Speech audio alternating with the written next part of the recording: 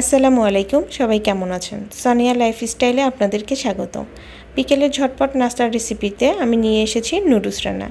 আজকে আমি নুডলসটা একটু বিফ দিয়ে রান্না করার চেষ্টা করব এবং অন্যরকমভাবে। আপনারা দেখবেন এবং ভালো লাগবে আশা করি।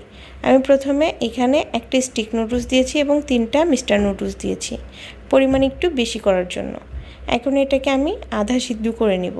তবে অনেকে নুডলস সিদ্ধ করতে পারে না, গলে যায়, তাদের জন্য আমি বলবো নুডলসটা আধা সিদ্ধ করে নিতে। 50% সিদ্ধ হয়ে গেলে এটাকে আমি হালকা ঠান্ডা পানিতে ধুয়ে নিয়েছি। সেই কড়াই আমি আবার ধুয়ে গরম করে নিয়েছি। তার মধ্যে তেল দিয়ে দিলাম পেঁয়াজ এবং কাঁচামরিচ। কাঁচামরিচটা আমি 4 টুকরা করে নিয়েছি।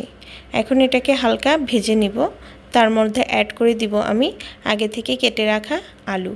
এখানে চাইলে আপনারা আলুর সাথে গাজর, সিম বা বরবটিটাও অ্যাড করতে পারেন। আবার অনেকে মটরশুঁটিও অ্যাড করতে পারেন, আপনাদের ইচ্ছা অনুসারে করবেন। নুডলসের মধ্যে দেওয়ার মতো আর কোনো সবজি ছিল না বাসায়, সেজন্য আমি আলু দিয়েই রান্নাটা করছি। আমি আলুর মধ্যে দিয়ে দিয়েছি স্বাদ মতো লবণ এবং এক এক করে দিয়ে দিলাম 4 প্যাকেট নুডলস মশলা। আমি পুরো রান্নাটা এই মশলা দিয়েই করব, এক্সট্রা আর কোনো মশলা অ্যাড করব না। এখন এটাকে একটু নেড়েচেড়ে কষিয়ে নিতে হবে। এটার মধ্যে অ্যাড করে দিতে হবে মাংস। আমি আগে থেকে মাংসটা হালকা সিদ্ধ করে নিয়েছি, তারপরে হাতে ছিঁড়ে নিয়েছি চিকন করে করে। আমি এখানে একটু বড় সাইজের 1 টুকরা মাংস নিয়েছিলাম। এভাবে রান্না করলে অল্প 1 টুকরা মাংস দিয়েই অনেক বেশি নুডলস রান্না করা যায়। আপনারা আমার নুডলসের পরিমাণটা দেখেছেন কতটুকু, তো সেই অনুসারে আমি 1 টুকরা মাংস দিয়ে এটা রান্না করে ফেলেছি। দিয়ে দিলাম 1 চা চামচেরও একটু কম সয়া সস, আর দিয়ে দিতে হবে প্রায় 2 টেবিল চামচের মতো টমেটো কেচাপ বা চিলি সসও বলতে পারেন। এটা আমার ঘরে তৈরি করা, আমি ঝাল এবং একটু টমেটো কেচাপ অ্যাড করে এটা বানিয়েছি। চাইলে আপনারা এটার ভিডিও পেতে পারেন যদি চান। এখন এটাকে আমি নেড়েচেড়ে আবার একটু কষিয়ে নেব। একটু পানি অ্যাড করে আলুটাকে কষিয়ে নিতে হবে। যেহেতু মাংস আমি আগেই সিদ্ধ করে নিয়েছি, মাংসের মধ্যে আমি হলুদ, মরিচ, ধনিয়ার গুঁড়ো, লবণ এগুলো দিয়ে সিদ্ধ করে নিয়েছি। এখন এটাকে ঢেকে দিব। ঢাকনা তুলে এটার মধ্যে অ্যাড করে দিতে হবে ধনিয়া পাতা। চাইলে আপনারা স্কিপ করে যেতে পারেন, আবার দিয়েও দিতে পারেন। আমি ধনিয়া পাতার পরে একটু দিয়ে দিয়েছিলাম জিরা পাউডার, সেটা সম্ভবত ক্যামেরাতে ধরা পড়েনি, পুরো অল্প পরিমাণে, এই তো একটু ধরা পড়েছে। আমি প্রায় আধা চা চামচের মতো জিরা পাউডারটা অ্যাড করেছি। চাইলে এটাও আপনারা অপশনাল রাখতে পারেন, যেহেতু গরুর মাংস এর জন্য আমি একটু অ্যাড করেছিলাম।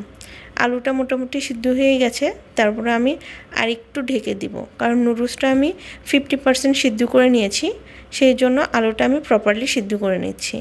এখন ঢেকে দিয়েছিলাম প্রায় 3 থেকে 4 মিনিটের মতো। তারপরে আলু প্রপারলি সিদ্ধ হয়ে গেলে, ঝোলটা একটু কমে গেলে এটার মধ্যে অ্যাড করে দিতে হবে আগে থেকে সিদ্ধ করা নুডলসটা বেশি সিদ্ধ করলে কিন্তু গলে যাবে। অনেকেরই একটা প্রশ্ন থাকে যে আপু আমার নুডলসটা বেশি গলে যায়। তো নুডলসটা ঝরঝরা করার জন্য আপনারা যা করতে পারেন, সেটা নুডলসটা সিদ্ধ করার আগে পানির মধ্যে অল্প একটু তেল এবং অল্প একটু লবণ অ্যাড করে দিতে পারেন। এতে নুডলসটা অনেক বেশি ঝরঝর থাকে। আজকে আমি নিজেই ভুলে গিয়েছিলাম অ্যাড করতে, সেই জন্য দেখেন আমার নুডলসটা একটু দলা পাকা হয়ে গেছে। তারপরেও আমি নেড়েচেড়ে এটাকে পুরো খুলে দিয়েছিলাম। আর যেহেতু আমি ফুল নুডলসটা সিদ্ধ করে নিইনি, প্রায় 50 থেকে 60% আমি নুডলস সিদ্ধ করে নিয়েছি, সেই জন্য আমার নুডলসটা ভেঙেও যায়নি। তো আমি এটা অফ ক্যামেরায় ভালোভাবে মেখে নিয়েছিলাম। এই তো হয়ে গেছে, আমি সার্ভ করে নিয়েছি। দেখেন কেমন লাগছে, অল্প মাংসতে পুরো 1 প্লেট নুডলস আমি রান্না করে নিয়েছি।